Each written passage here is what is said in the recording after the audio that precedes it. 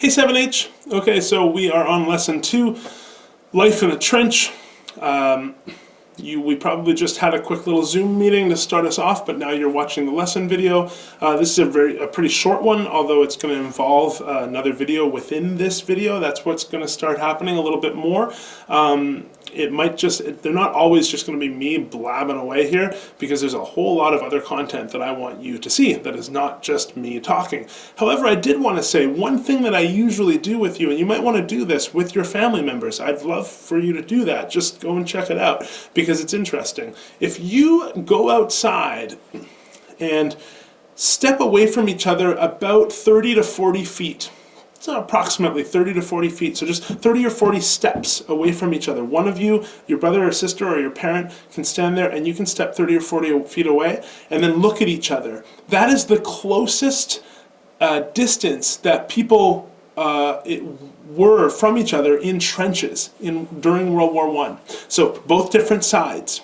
Can you imagine being that close? In the class, what we usually do that activity. I take you out to the quad and we do that. We split the class in half and we both go to those areas and we look at each other and we just kind of reflect and think for a second, wow, people in trenches were this close to the enemy, and that's terrifying. It's a very scary reality, but an interesting, really interesting, fascinating part of our history, because it really truly wasn't that long ago that this happened. A little more than 100 years ago, our ancestors went through this, and it truly is a fascinating part of our history. It's a gruesome part of our history, but something that we should all be learning about.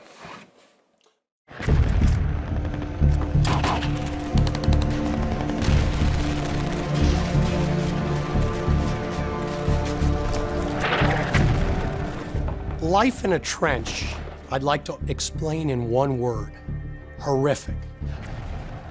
It's mud, it's death, it's rats, it's stench, and soldiers develop an attitude in a trench that everybody is going to die. Life in the trench was abysmal. There were several lines of trenches, and the front line trenches, of course, were the most dangerous because they were constantly under fire. Incoming! The Germans dug assiduously, building dry, safe, and comfortable trenches for themselves with bunkers that actually had electricity and sometimes running water. The British and French, who were convinced that they were never going to be there for that long, didn't spend nearly the same effort, and so their trenches tended to be muddy and wet and not that safe. Disease ran rampant. It was very difficult to get any sort of sleep, a decent hot meal, keep your clothes dry, and more importantly, to keep your sanity. There were so many health problems of just simple disease that took much more men out of combat than direct fire.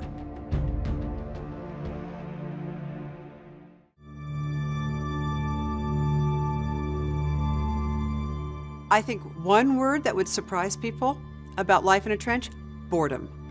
A lot of time is spent just sitting, cleaning tools, and being scared to death the battle's going to start any minute. It was just the day-to-day monotony of being trapped in this very small space and fighting for a war that's really fought in inches.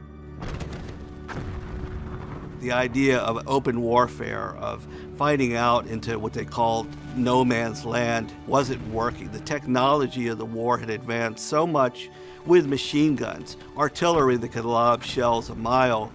It became mostly a defensive war early on, and as a defensive war, you wanted to protect your troops, so the miles and miles of trenches were built. There were often bodies buried in the sides of trenches, bodies lying out in the open in front of the trenches. The soldiers were experiencing not only the war that they were fighting at the moment, but the war that had been going on throughout those trenches for all of the years of the war. A young lieutenant writes his mother and says, "I haven't been killed yet, but it's only a matter of time." That's typical of the way soldiers felt about life in the trench. You just did it. You existed day to day, tried to go on, keep your chin up, but one day, the bullet was going to have your name on it, you were going to perish. You weren't going home.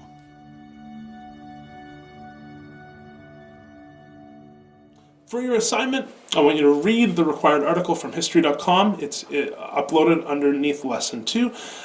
It's called Life in the Trenches of World War I. I want you to reflect on that and the video that we just watched.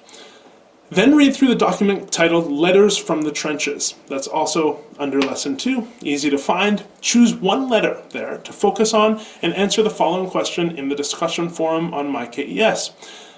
The question's this: after reading one of the soldiers' letters, you can choose which one, you don't have to read them all, it's a huge document, just choose one.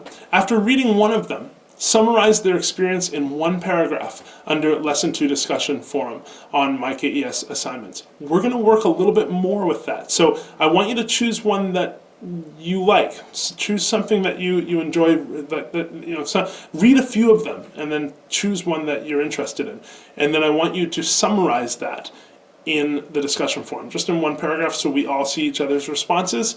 We can all learn about different individuals. Please do not just choose the first one. In fact, I don't want anybody to choose the first one because I want everybody to choose different ones. So go through that list, just go to page 9 randomly, or page 6 or something, and find a different letter. Hopefully, if we all choose random numbers, then we will have a bunch of different experiences to be discussed on that forum.